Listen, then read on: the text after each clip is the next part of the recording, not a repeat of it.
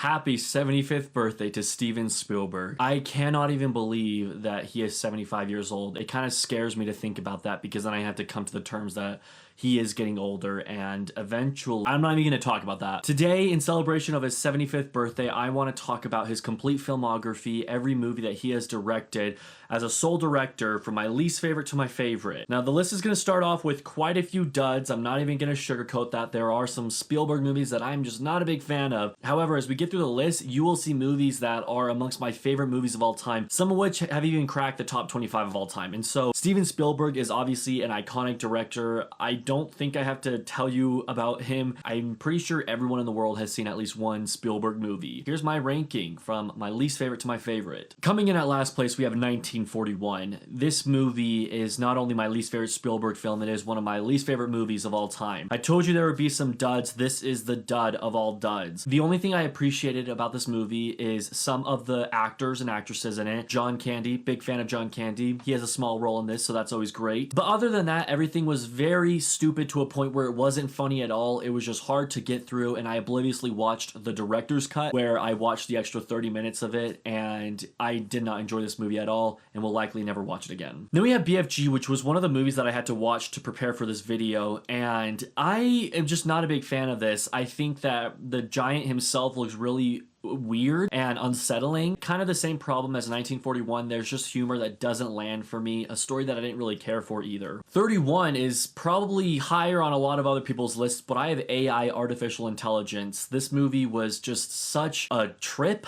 very wacky, very strange, and not one that I could latch onto. I mean, you know that when the teddy bear is your favorite character, there's something wrong with the movie. At number 30, I have The Lost World, the second Jurassic Park movie. It is cool that we see two T-Rexes, and there's a really cool scene with velociraptors attacking people in this really high grass. That's all really cool. But when you have like a 9-year-old girl who knows gymnastics taking out a velociraptor, that just kind of like says it all. Plus, I'm not a big fan of Jeff Goldblum being the main character in this movie. I'm a much bigger fan of Sam Neill being the main character. Always is not a bad movie by any chance, but it's just a little too sappy for my own taste. I appreciate the overall theme, and there are some really cool camera shots here and there. Plus, it's Audrey Hepburn's final movie, so that's really cool too. But overall, it just felt very dated and again, pretty sappy. Next up, we have Munich, which would shock a lot of people. It's on top of a lot of people's lists, but I just didn't like some of the choices with how the story was presented in some ways. I will say though that the telephone scene with the bomb planted in the phone is the best scene of the movie, probably the most iconic scene. In fact, even before having seen this movie, I knew about that scene, so it just kind of shows how iconic it is. And I like the performances from the cast, but other than that, it doesn't really stand out against his other movies. And speaking of that, we have The Post, which is another movie that just doesn't stand out. In fact, I've seen it once. It was in theaters. I remember liking it enough because it has journalism aspects of it and deals with the Watergate scandal, which is just fascinating to me. But I could not tell you a single scene from this movie. That's how forgettable it is. 26 is Minority Report, and I think the biggest fault to this movie is how dated it feels. It definitely just screams early 2000s in it. You have a very intriguing storyline, and I like Tom Cruise enough as an actor. I mean, he's the same in everything he does, but for whatever reason, I like that he's the same. I think that's why I like Tom Cruise. The first watch of Ready Player One was just really exciting. There are so many Easter eggs to appreciate. In fact,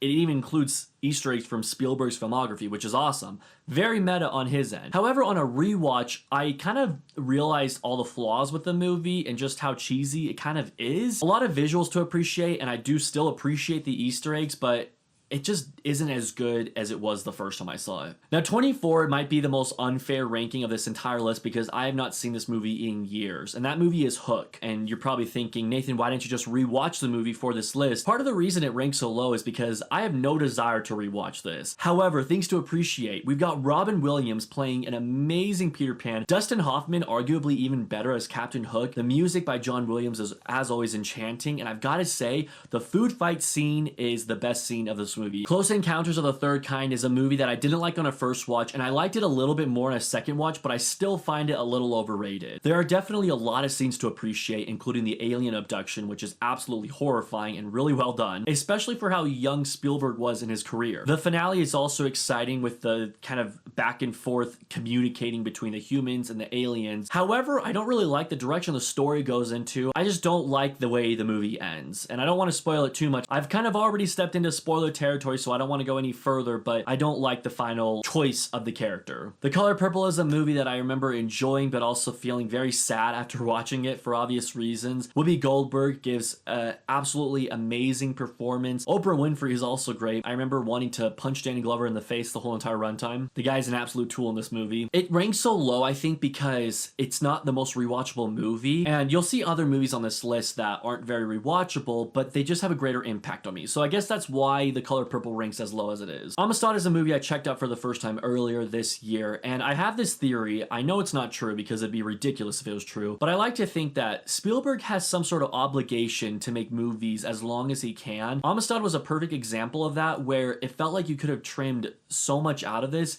maybe even 30 to 45 minutes, arguably even an hour. I'm not gonna lie, like it just seems like there are a lot of scenes that aren't necessary. My favorite parts were the beginning scenes and the final scenes where it was taking place in the courtroom. But everything in between that just felt like a lot of fluff. I get that you had to like build a story up and everything, but I think that it could have been done in a more strategic way where we get rid of less runtime. The Terminal stars Tom Hanks, and he gives an amazing performance here. I mean, his accent is so believable. It's such a simple story. The only problem with The Terminal, though, is I enjoyed it a lot when I watched it, but the more that time passed, I kind of looked back on it and I was like, that movie's pretty silly. It's not as good as it was as I was watching it in the moment. And so unfortunately, it hasn't aged very well. I'm still a sucker for Tom Hanks, and I appreciate the creativity of the storyline, the plot, and there are some moments to love too. Number 19, we have War of the Worlds, another early 2000s Spielberg movie with Tom Cruise. This one beats Minority Report in the sense that I care about the story a little bit more, and I also think the way that the Martians are handled is just absolutely amazing. I remember seeing this as a kid and being horrified by the Martians just attacking different people and them turning into dust, and the suspenseful scenes where the tentacle things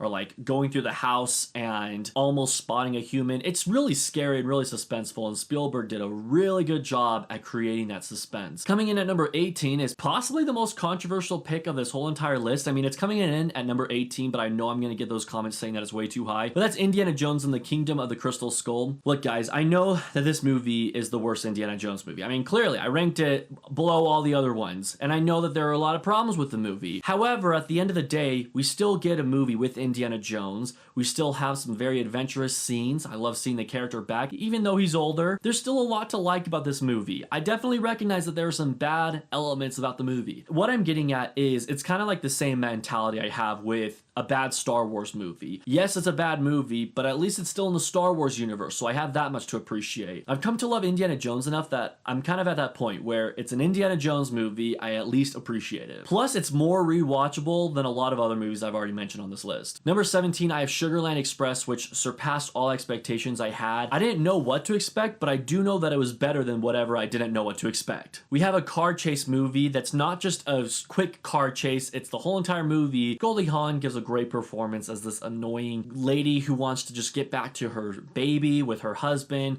breaking him out of prison, holding a cop hostage, all of the above. It's a very exciting movie and just really well done. Another movie that I'm impressed with being so early on in his career. Next up, we have The Adventures of Tintin. And I remember when this movie came out, it was being compared to a combination of Pirates of the Caribbean and Indiana Jones, which, yes, please, sign me up. I want all of that. And The Adventures of Tintin very much so is like those two series. It's very adventurous, very exciting. The animation is strange and it's kind of gone extinct at this point. I haven't seen movies with this kind of animation in recent years. However, I do appreciate Tintin probably more so than a lot of other people do. That's why it ranks near the top 15. But at number 15, we have Empire of the Sun with a young Christian Bale. It's a war movie. It's a prisoner of war camp movie. It's sad. And the best part of it all is it's from the perspective of a young child. And so although it's very sad and there's death in it and there's a war going on, at the same time, there's a sense of innocence where you're watching this from the naivete of a child. And so for that, I really appreciated it. And I swear Christian Bale has never given a bad performance. Number 14 is Lincoln. And the best thing to appreciate about this movie is Daniel Day-Lewis's performance as Abraham Lincoln. I mean, the man can do no wrong. This is the best performance I've seen him in. And yes, I have seen There Will Be Blood.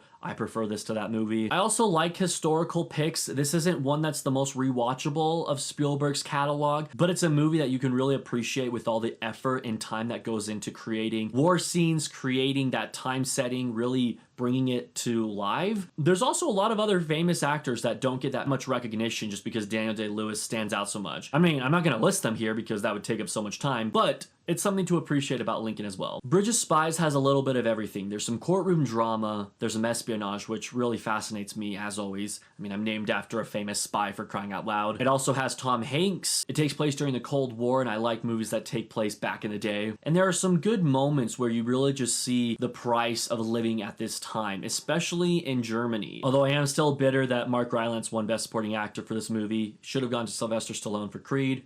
That's another topic for another day. Number 12 goes to Indiana Jones and the Temple of Doom. I love Indiana Jones so much. As a kid, this one was actually my favorite one of the whole entire series. I think it was just the most exciting one for me to watch, the most fun I had when I was watching it, whereas like with Raiders and Last Crusade, I kind of got bored at different points. Temple of Doom feels like it's non-stop action. It's just non-stop exciting. The con to that as an adult is that at some points it's just a little too much. It's a little cheesy, a little too unrealistic. I still can't buy them jumping out of a plane on a floating raft and surviving that. Yeah, no. But my favorite sequence of this movie takes place in a mining shaft where they're in the mining cart being chased by the villains. It's so exciting. I want to go on a ride for this someday. Someone told me that it exists somewhere in the world. I think it's like Disneyland in Japan or something. I don't remember. Oh, I also really like Short Round, and I think he's a really funny side character. I think a lot of people kind of get annoyed of him. Kid actor, all that. I think he works really well in this. He's really funny too. And I'm not as annoyed of Winnie as other people are. She doesn't bother me that much. Number 11, we have most of your number ones, and that is Jaws. Jaws for me is a movie that I will forever think is great, but I don't know that I'll ever think it perfect. While the movie itself isn't perfect in my eyes, I will say that it's a perfect summer movie. It's a movie that I only want to be watching when it's hot outside. Maybe I've gone swimming earlier in the day. Jaws was the birth of summer blockbusters. It also gave us the iconic John Williams theme that is still parodied today. Even people who haven't seen Jaws know about that theme. And I think it's so clever that they went with the decision of showing the shark as little as possible. Can you imagine seeing that shark swim up to the victims? It wouldn't have been nearly as scary. Like, yes, it would have been creepy, but the fact that we're just getting closer and closer and closer to the victim's feet, it's the scariest thing ever. To this day, I don't care how much you deny it, you are thinking of Jaws when you go to the beach. At number 10, I have War Horse. I love war movies, and so I think Steven Spielberg did really well. I mean, we know that he's good at making war movies, but this is another good example of him making a great war movie. I also just found it fascinating that we follow this horse and all the different places he goes to, the different people that he meets. It sounds like I'm explaining like a Disney musical, but I swear it's not. It's anything but that. The final few scenes where it's no man's land and the horse is caught in the wires and then he's running through no man's land. That is like one of my favorite sequences of any Steven Spielberg movie. That right there is just beautiful. Like, I hate using such a cliche word, but that's what it is to me. I love it so much. Number 9, we have his directorial debut, Duel. I saw it for the first time just a few months ago, and I was taken away by it. It starts off with this guy just driving down the road, listening to the radio, preparing for a business meeting he has to attend to, and all of a sudden, this trucker starts messing with him, starts trolling with him on the road. One thing leads to another. Before you know it, this trucker is trying to kill this dude, and they don't even know each other. He's just trying to get to his business meeting, but this trucker has some sort of personal vendetta against this guy on the road. The great thing about Duel is that the whole entire movie is suspenseful, but at the same time, it's ambiguous too. You never receive the answers that you expect, and I actually really like that about Duel. It builds for a very exciting movie, one that is never slow, because even when there are slower moments, you're thinking, what's going to happen next? How is he going to resolve this? All in all, for a first movie, this is incredibly impressive. Number 8, I have Schindler's List. I've only seen Schindler's List once, and I wanted to try to rewatch it before this video, but I just didn't have it in me. I'm gonna rewatch it someday for sure, but I need to time it right. I need to mentally prepare myself because I know that Schindler's List is a really, really hard watch. Schindler's List, to me, is a perfect movie. It did everything right for the subject matter that it has, and the final few minutes are heartbreaking and very sad, but heartwarming at the same time in a sense. It deserved Best Picture and Best Director and every other Oscar it got. E.T. is my number 7, and you're probably noticing right away, hang on, you rated Schindler's List perfect, but you're putting E.T. as nearly perfect. I mean, what's up here? The reason I did that is because to me, Schindler's List is a perfect movie. It's just not rewatchable. Whereas E.T. is more accessible, it's more nostalgic for me. I've seen it several times. However, I do have a con or two where it's not like a perfect movie, but I'd rather rewatch that than I would Schindler's List. So that's kind of like my mentality on this list of putting E.T. above Schindler's List, even though Schindler's List has a higher rating. But come on, E.T. is so iconic. It has one of the best John Williams scores we've ever gotten, especially that finale. It's just all so powerful. It's one of the best family movies ever made. Number 6 goes to the newly released West Side Story. I try as hard as I can to not let hype influence my rankings, but I've come to the conclusion that West Side Story is a story that I will never get tired of. Whether it's the original one or this Steven Spielberg remake, I love the story so much. With that being said, a story that I've come to love so much, being directed by Steven Spielberg in such a well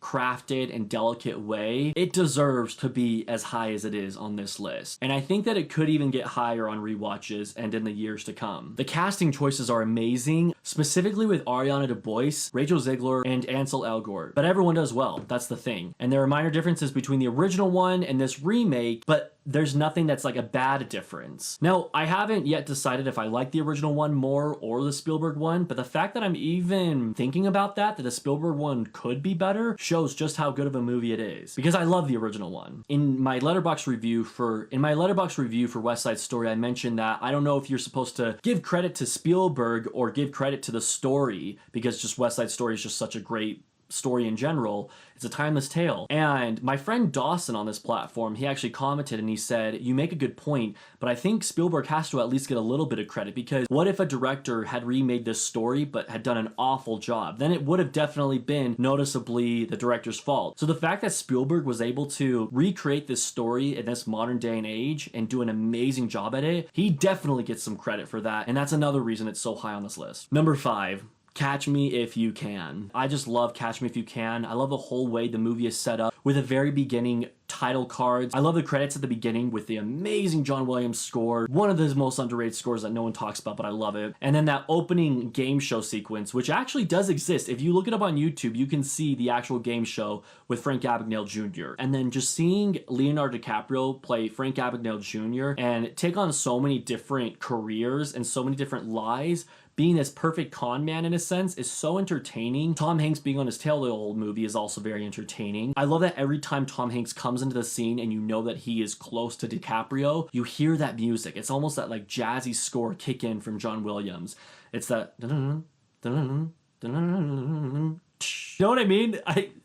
Sorry. I love the way it's set up, and my favorite scene of the entire movie, if I had to choose one, would definitely be the encounter between DiCaprio and Hanks in the hotel room when DiCaprio pretends to be part of the CIA. There are a lot of movies that you get teary-eyed in and you recognize, yeah, that movie, you know, I got teary-eyed. I didn't full-on cry though. Saving Private Ryan was the first movie I had ever seen that full-on tears came down my cheeks, and I had to spend a few minutes just kind of letting it all out, just crying, because I really appreciated this movie. It opened my eyes to war, to veterans, what they've done for our country, and to what the ones that have died have done for our country. It's just a perfect memorial of the soldiers who fought in the war, and it's done in such an amazing way. Words cannot explain how well crafted that opening sequence is, how realistic it looks. The finale though, the ending, the quote, "earn this." That is what makes Saving Private Ryan a perfect movie for me. A movie that I think about often. A movie that I think about often. It'll make me cry if I just start thinking hard enough. In fact, I should probably move on because I'll start crying right now. At number 3, I have Jurassic Park. I think it is insane that a movie made in 1993 has better effects than some movies made today. That first sequence we see of the T-Rex escaping, you see the water shaking in the cup. The T-Rex comes down on the window and the kids are holding the window up, and the window is the only thing separating the T-Rex and them. So suspenseful, so exciting. The whole entire sequence is just one of the best sequences of any movie in history. The iconic John Williams theme is just absolutely incredible. It's funny because with this Spielberg ranking, it almost should be called Spielberg and John Williams ranking, because he plays almost as big of a role as Spielberg does with influencing me with these movies. Gosh, I love John Williams. If you've been paying close attention, you know that the 2 remaining movies are Indiana Jones. The question is, which one ranks where? At number 2, 2, I have Raiders of the Lost Ark. What can I say? It's Indiana Jones. I love the character. It's one of my favorite characters of all time. In 5th grade, I remember dressing up as Indiana Jones and winning the costume party in my class. And then in high school, I remember having an archaeology-themed bedroom because I just loved the idea of archaeology and Indiana Jones so much. Funny enough, even in high school when I had that room theme, I didn't want to be an archaeologist, but I loved the design and I loved the idea of like just having ancient artifacts in my room. I had a nice Raiders of the Lost Ark poster hanging up on my wall. Now onto the movie itself. It's so iconic. Again, I'm sorry. I'm gonna say it. John Williams' score is amazing. I had to say it, I'm sorry. It just plays such a crucial part in me loving Indiana Jones as much as I do. There are so many things to love about the movie. You're thrown into the action right away and then it doesn't stop. There are a few story elements where you have to obviously understand the story, but all the action that does happen in between the story, plot, exposition scenes makes up for any slow moments. But I don't think there are any slow moments. You know what I mean? The car chase sequence specifically where Indiana Jones is literally dragged behind a truck and he uses his whip to pull himself back on. That might be my favorite chase sequence of all time. I love the scene where Indiana Jones sights where the Lost Ark is. The music builds up, the grin on his face. Just the whole entire scene is so good. I also love the finale when the Ark is actually opened and all the Nazis get what's coming to them. And I love the suspense of Indiana Jones and Marion. Like, don't open your eyes, just keep your eyes closed. And they're just tied to that post and they can't move. They're so helpless in that moment. And it's just, for some whatever odd reason, it's very powerful and it's just so exciting at the same time. And the deaths at the end of those 3 Nazis, so well done. And my favorite Steven Spielberg movie also goes to my favorite Indiana Jones movie, and that is Indiana Jones and the Last Crusade. When you have a movie like Last Crusade that wraps everything up so well. I love the opening, how it starts with him as a child, a teenager in Boy Scouts. We have an amazing performance from River Phoenix, gone way too soon, but he does great as Indiana Jones and he looks like Harrison Ford too. It's just such great casting choice. But you get an exciting sequence on a train and running away from these robbers who have stolen something that's not rightfully theirs. This belongs in a museum! I love the transition of the hat being put on young Indy to the future Indiana Jones on the ship that's in the storm. It's that moment that if Indiana Jones were released in movies today with the kind of hype that like Marvel movies get, that transition from him as a child to him as an adult, like putting his head up with a hat on, audiences would have started freaking out because that's at least how I am when I see it.